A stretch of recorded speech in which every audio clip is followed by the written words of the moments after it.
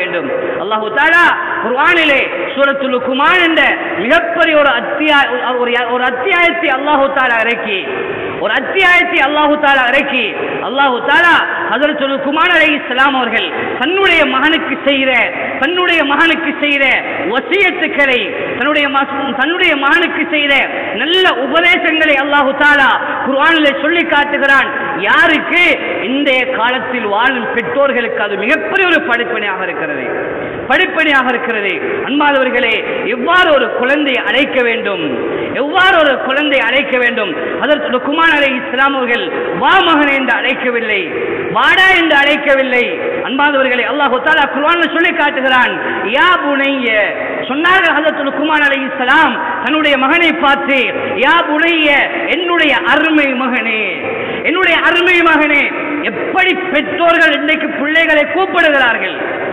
இன்னைக்கு எத்தனை அசிங்கமான வார்த்தைகளை கொண்டு என்னுடைய குழந்தைகளை கூப்பிடுகிறோம்.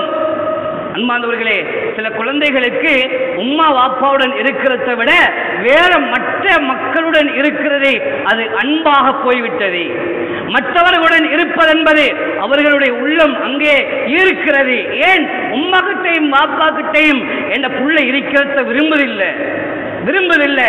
அடிப்படை காரணம் உம்மா வாப்பாவும் பேசக்கூடிய பேச்சுக்கள். ஒரு உம்மா வாப்பாவும் பிள்ளைகளை வளர்க்கிறார்கள். இந்த பிள்ளையை வளர்த்து ஆளாக்கி திருமணம் முடித்து கொடுக்கும் பொழுது இந்த பிள்ளை எப்படி இருக்க வேண்டும்? அன்பானவர்களே, வாப்பா சொல்கிறார், உனக்கு என்ன நடந்தாலும் பரவாயில்லை, நீ எனக்கிட்ட சொல்லு, வாரத்தை நான் பார்க்கிறேன். ஒரு பொம்பளை பிள்ளைய நாங்க கல்யாணம் முடிச்சு அனுப்புறதாக இருந்தா நாங்க சொல்லுவோம் அந்த பொம்பளை பிள்ளை இடத்துல, மகள், உனக்கு இதற்கு பின்னால் இந்த சுவர்க்கம், உனக்கு பின்னால உன்னுடைய சுவர்க்கம், உன்னுடைய நரகம் ரெண்டு உன்னுடைய கணவன்.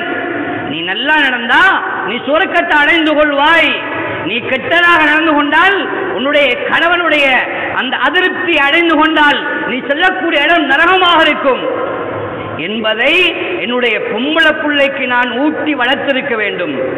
எப்படி வளர்க்கிறது என்று சொன்னால், என்னுடைய பொம்பளை பிள்ளைக்கு சொல்லி வளர்க்கிறதை விடவும், என்னுடைய பொம்பளை பிள்ளைக்கு நான் சொல்லி இதை காட்டி வளர்ப்பதை விடவும் என்னுடைய வாழ்க்கையின் ஊடாக நான் காட்ட வேண்டும். முதலாவது, வாப்பாவும் உம்மாவும் வாழ்க்கையில் பிள்ளைகளுக்கு முன்னால் சண்டை பிடிக்கக்கூடாது.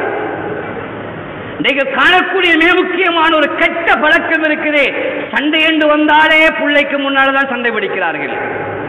சண்டை என்று பிடிக்க ஆரம்பித்தால் குழந்தைகள் பார்த்து கொண்டிருக்கும் போது வாப்பா சொல்லக்கூடிய தூசணம், குழந்தைகள் பார்த்து கொண்டிருக்கும் போது உம்மா பாவிக்கக்கூடிய வார்த்தைகள், இவைகள் தான் கல்யாணம் முடித்ததுக்கு பின்னாலேயும் இந்த புள்ள நினைக்குது, உம்மா இப்படித்தானே வாப்பாவோடு நடந்து கொண்டா, வாப்பா இப்படித்தானே உம்மாவோடு நடந்து கொண்டா, நானும் இப்படித்தான் நடக்கணும் என்ற வாழ்க்கையை படிக்கிறது வெளியே அல்ல, வீட்டுக்குள்ளால், இந்த வீட்டுக்குள்ளால் ஒவ்வொரு குழந்தைகளும் படித்துக் கொண்டிருக்கிறார்கள்.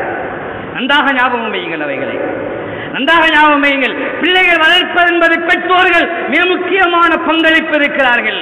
அன்பார்ந்தவர்களே, எங்களுக்கு நேரம் கிடையாது என்னுடைய மகனுடன் உட்கார்ந்து பேசுவதற்கு. மகள் பாடசாலை நடக்குகின்ற விடயங்களை சொல்லுகிறாள், அதை கேட்பதற்கு வாப்பாக்கு நேரம் கிடையாது. வாப்பா பிஸியில் இருக்கிறார். வாப்பா பிஸி. வாப்பா சொல்ல, எனக்கு கேட்க ஏழா மகள், எனக்கு நேரம் இல்லை. யாரு கேட்கிற? நீங்க கேட்கலன்னா ரோட்டால போற ஒத்தனை பார்த்து இந்த மகள் சொல்ல ஆரம்பிக்கிறாள், தன்னுடைய கவலைகளை எல்லாம் கொட்ட ஆரம்பிக்கிறாள். இதுதான் இன்றைக்கு நடக்குது. எத்தனை திருமணங்கள் காதல் திருமணங்களை செய்கிறார்கள். எத்தனை திருமணங்கள் உம்மா வாப்பாட பேச்சை கேட்டு புள்ள கல்யாணம் முடிக்குது என்று பார்த்தா அல்லாஹ் பாதுகாக்கணும். எங்கட உள்ளத்துல அன்பானவர்களே, நாங்க விதைச்ச எங்கட மரம், நாங்க எங்கட மரத்தை வளர்த்து பசலை போட்டு நல்லா வளர்த்தா, இதுக்கு போடக்கூடிய உரத்தை எல்லாம் சரியாக செஞ்சா இந்த மரத்திலிருந்து வரக்கூடிய பழம், அது காய் எங்களுக்கு பிரயோசனம் உள்ளதாக இருக்கும். நாங்க செய்யலைன்னா மரம் இருக்கும், அதனால பிரயோசனம் வராது. இன்றைக்கு வீட்டில் அதிகமான நபர்களுடைய வீட்டில் மரம் இருக்கிறது, பிள்ளை என்ற மரம், அந்த மரத்தினால் எந்த பிரயோசனமும் கிடையாது. அந்த மரத்தினால் எந்த பிரயோசனமும் அடைவதும் இல்லை. வாப்பாக்கு பயம், பிள்ளையை கண்டா. ஒரு காலம் இருந்துச்சு, வாப்பாவை கண்டா பிள்ளைகள் பயப்படுவார்கள், ஒழுக்க ரீதியாக பயப்படுவார்கள், ஒழுக்கத்தில் பயப்பட்டு கொண்டிருப்பார்கள். ஆனால் காலம் மாறிவிட்டது.